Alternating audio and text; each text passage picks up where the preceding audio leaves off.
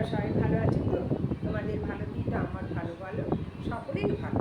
যাই হোক বন্ধুরা, আজ তোমাদের কাছে পরবর্তী ভিডিও নিয়ে চলে এসেছি। সেই ভিডিওটি হলো চারমুখী রুদ্রাক্ষ। তোমাদের তো আমি আগেই বলেছি যে শিব শক্তি রুদ্রাক্ষ, প্রতিটা রুদ্রাক্ষই হচ্ছে শিবের বাস। কেমন?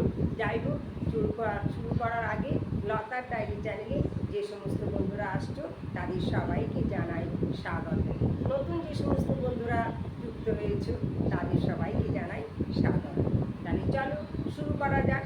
আজ তোমাদের কাছে বলবো চারমুখী রুদ্রাক্ষ। তোমাদের তো আমি একমুখী, দুমুখী, তিনমুখী রুদ্রাক্ষ বলেছি, আর রুদ্রাক্ষের কি উপকার সেটাও তোমাদের কাছে আলোচনা করেছি। কেমন?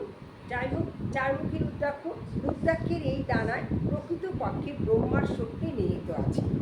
এই চতুর্মুখী রুদ্রাক্ষ যিনি ধারণ করবেন তিনি বিদ্যা ও জ্ঞানের ক্ষেত্রে পর্যাপ্তভাবে লাভবান হবেন। এটি তাদের ক্ষেত্রে কার্য করবে যাদের পড়াশোনায় মন নেই। এটি ধারণে যে শ্রীবৃদ্ধি ঘটে, সন্ন্যাসীদের ক্ষেত্রে এটি ধর্ম ও মোক্ষ প্রদান করে, অকাল মৃত্যু রোধ করে সাধককে দীর্ঘায়ু করে, গৃহস্থের ক্ষেত্রে এটি অর্থ দেয় এবং মনকে শান্তি প্রদান করে। চারমুখী রুদ্রাক্ষকে ব্রহ্মার স্বরূপ বলা হয়। এটি ধারণে সৌভাগ্য লাভ ও আরোগ্য প্রাপ্তি হয়। স্বাস্থ্য ঠিকঠাকই, নরহত্যার পাপ থেকে এই রুদ্রাক্ষ মুক্তি দেয়।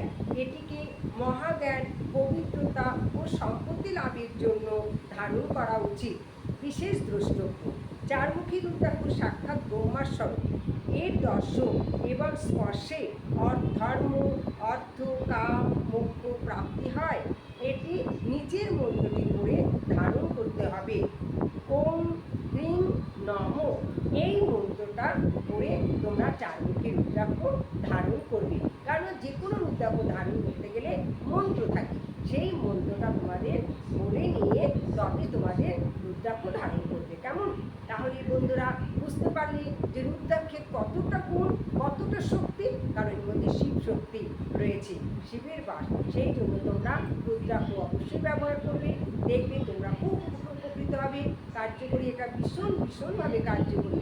ঠিক আছে?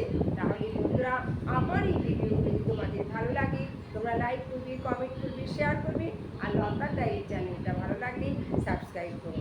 আজ আসি, পরবর্তী ভিডিওতে তোমাদের সাথে আবার দেখা হবে। Tata, bye. ভালো থেকো, সুস্থ থেকো, পরিবারকে ভালো থেকো।